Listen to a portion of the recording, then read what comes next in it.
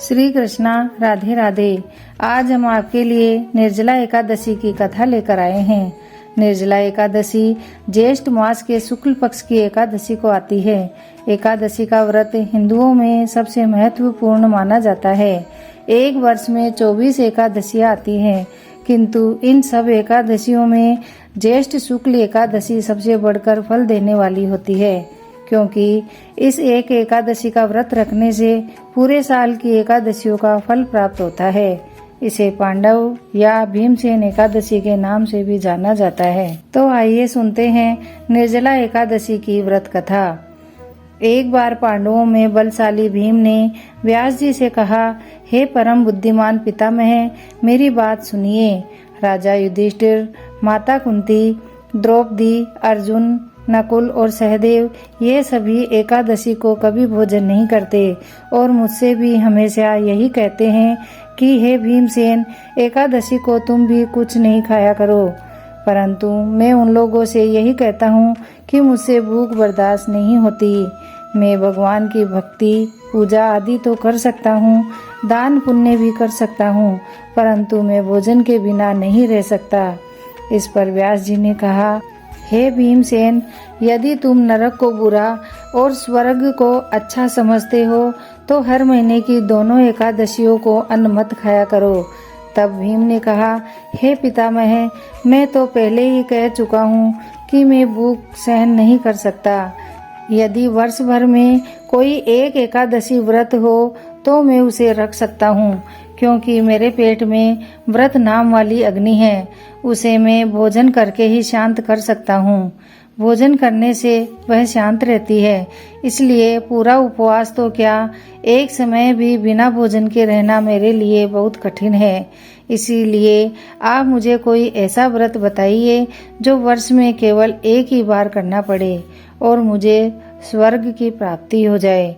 यह सुनकर श्री व्यास जी बोले, हे पुत्र, बड़े बड़े ऋषियों ने बहुत से शास्त्र आदि बनाए हैं, जिनसे बिना धन के और थोड़े परिश्रम से ही स्वर्ग की प्राप्ति हो सकती है। इसी प्रकार शास्त्रों में बताया गया है कि दोनों पक्षों की एकादशी का व्रत करने से मुक्ति मिल जाती है। श्री व्यास जी के वचन सुनकर भीमसेन नरक में जाने के नाम से भयभीत हो गए और कहने लगे कि अब क्या करूं, माह में 2 व्रत तो मैं नहीं कर सकता, लेकिन पूरे वर्ष में मैं एक व्रत करने का प्रयत्न अवश्य कर सकता हूँ। इसीलिए पूरे वर्ष में कोई एक दिन व्रत करने से मेरी मुक्ति हो जाए, ऐसा कोई व्रत बताइए। यह सुनकर श्री व्यास जी कहने लगे कि वृषभ और मिथुन की संक्रांति के बीच ज्येष्ठ मास के शुक्ल पक्ष की जो एकादशी आती है उसका नाम निर्जला है। तुम उस एकादशी का व्रत करो। इस एकादशी के व्रत में स्नान और आचमन के सिवाय जल वर्जित है। आचमन में 6 मासे से अधिक जल नहीं होना चाहिए, अन्यथा वह मद्यपान जैसा हो जाता है।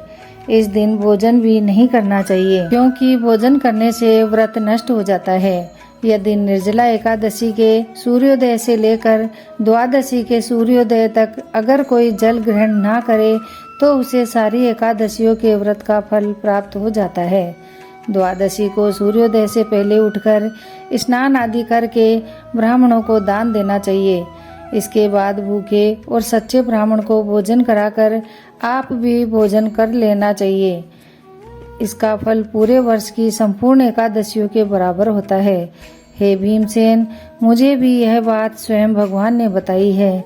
इस एकादशी का पुण्य केवल एक दिन मनुष्य के निर्जल रहने से उसे समस्त पापों से मुक्ति मिल जाती है। जो मनुष्य निर्जला एकादशी का व्रत करते हैं उनकी मृत्यु के समय यमदूत आकर नहीं घेरते, उन्हें तो भगवान के पार्षद पुष्पक विमान में बिठाकर स्वर्ग ले जाते हैं। इसलिए संसार में सबसे श्रेष्ठ व्रत निर्जला एकादशी का है। इसीलिए पूरे यत्न के साथ इस व्रत को करना चाहिए और ओम नमः भगवते वासुदेवाय मंत्र का जाप करना चाहिए और हो सके तो गोदान भी करना चाहिए। इसी प्रकार श्री व्यास जी की आज्ञा अनुसार भीमसेन ने इस व्रत को किया। इसीलिए इस एकादशी को भीमसेनी या पांडव एकादशी भी कहा जाता है। इस व्रत को करने से पहले भगवान से प्रार्थना करें कि हे भगवान, आज मैं निर्जला व्रत करता हूँ और अब दूसरे दिन ही भोजन करूँगा। मैं इस व्रत को श्रद्धा पूर्वक करूँगा, अतः आपकी कृपा से मेरे सभी पाप नष्ट हो जाए। इस दिन जल से भरा हुआ एक घड़ा वस्त्र से ढककर दान करना चाहिए।